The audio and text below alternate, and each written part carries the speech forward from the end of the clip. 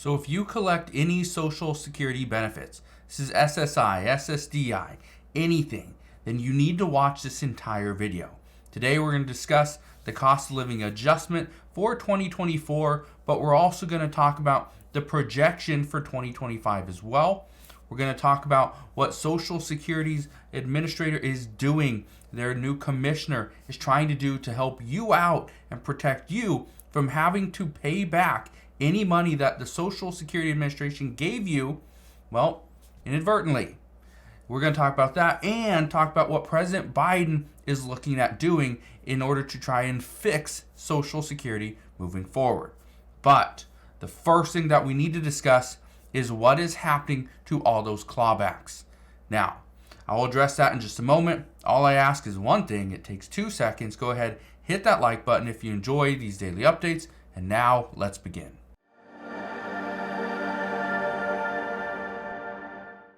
So the first thing that I want to address is what the Social Security Administration plans on doing about clawbacks. Well, according to their chief, he vows to fix the cruel-hearted overpayment clawbacks. However, one thing I want to be very clear about is his plan is to make it a little bit easier so that you do not have to pay money back, or if it's been years, then that money is safe. But before I get into that, I want to talk about a letter. Okay, this is the cost of living adjustment letter that many people received. Now, most people don't know this, but you may need your cost of living adjustment letter this year. But many people grabbed that letter, opened it up, were ecstatic to see that there was a little bit of an adjustment, and then they crumpled it up and threw it in the garbage. Well, there's a little bit of a problem. And the reason why it's a problem is because Social Security recipients can actually receive other benefits. One of the benefits that they can receive is loans, but energy assistance. I want to show you this. It says the letter from the Social Security Administration shows how much your new benefit amount should be for 2024. And you may need to use this if you're planning to apply for loans or energy assistance. That's the big one. Energy assistance, but there's also many other assistance programs.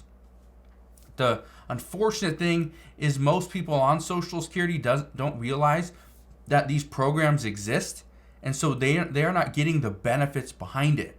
So if you look in your city, your state, or your county, you may realize there's benefits for you because you are on Social Security, but you are likely going to need your cost of living adjustment letter. Okay, so make sure you have that. I want to finish reading this really quick. It says, just as important, if the cost of living adjustment payments you've received so far this year haven't been what you expected, you can make an appeal to the Social Security Administration and use your COLA letter to show proof of the intended payment amount.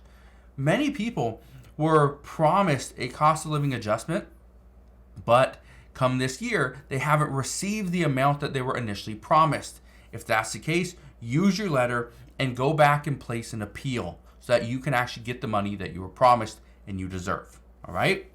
Now, let's talk about this chief, how he vows to fix this cruel-hearted overpayment and these clawbacks. Well, here we go.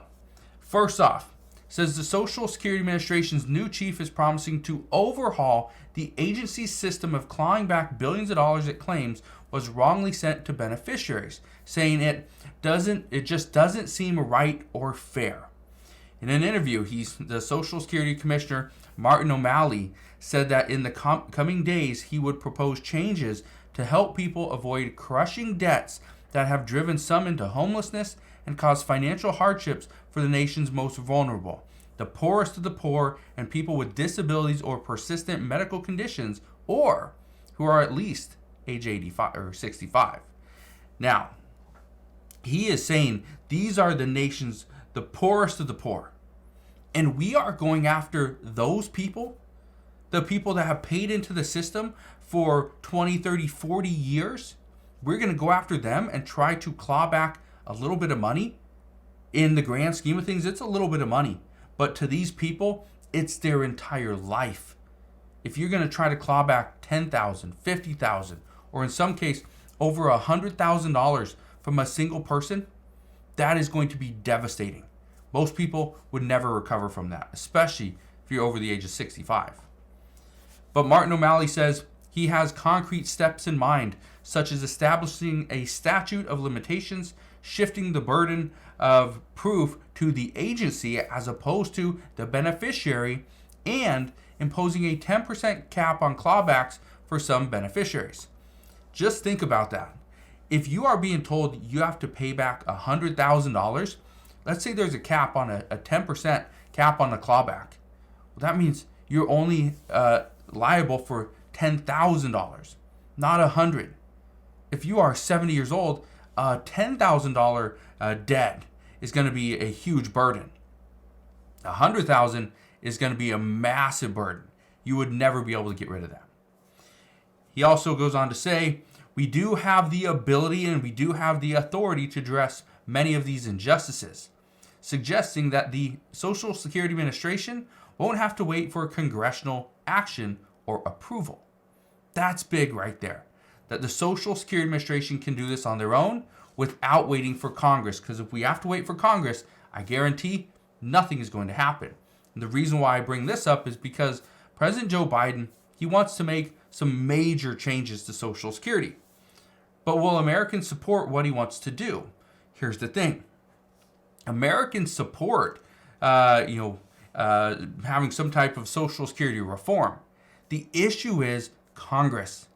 Congress does not approve of what he wants, because what President Biden wants is he wants to increase the Social Security tax cap, and he wants to increase it not just to $167,000 like it's going to be in 2025. What he wants to do is increase it so anybody making over $400,000 per year does not have a cap. Every single penny that they make over $400,000 per year would be taxed. That's what he wants to do. Now, the reason why this is looking very unlikely at this time is because he is skipping about between $170,000 to $400,000. Because as President Biden has promised for the past few years, is if he was voted in to be the president, he would not raise taxes on anybody, not a single cent, anybody making less than $400,000 per year. However, that obviously isn't true because he has had to raise taxes to keep up with the cost of living. And that's something that we knew was coming. Now, here's the other thing. Democrats right now want to tax corporations, want to tax capital gains at a higher rate, want to do all these different things, tax cryptocurrency. Well, by taxing those things, by taxing assets and wealth, the problem is we're going to see more people leave the United States. We're going to see less people and more accountants are going to try to find the loopholes. So things are just going to change. Not necessarily find more money to put it back into the Social Security Administration to ensure that they remain solvent past 2034, which again is another completely different topic, but it is something that we need to be well aware of. Now, with all that said, the cost of living adjustment. This is something that we need to discuss, okay?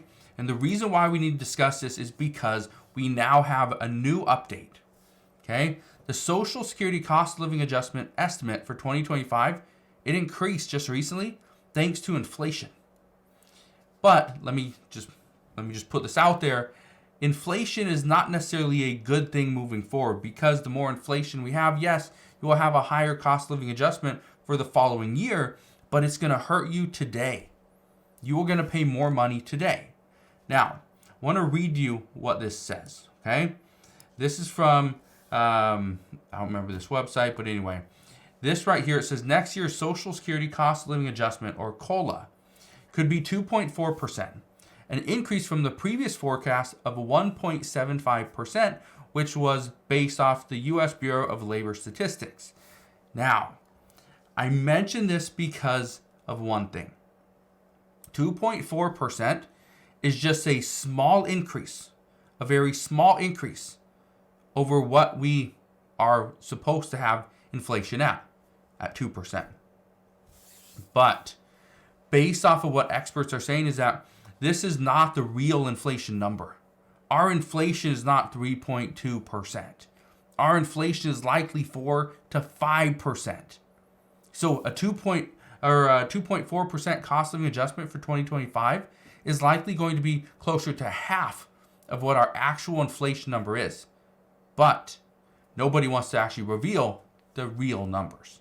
So that's where we're at this time. Just understand that right now, when it comes to Social Security, there are discussions being had. President Biden wants to reform Social Security. Many Republicans want to reform Social Security as well, but there are some that want to see massive cuts. Others want to see massive increases, and now it's trying to find the middle ground and get enough support within our current Congress to try to pass a bill.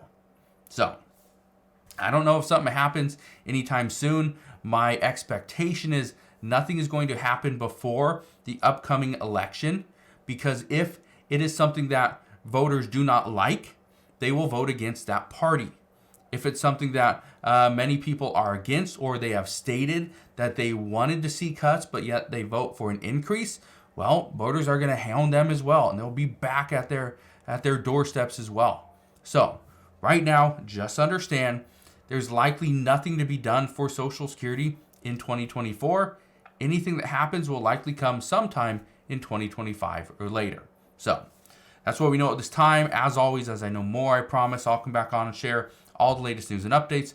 But that is what we know as of today. So again, thank you guys for watching. Consider subscribing, and I'll see you guys on the next one.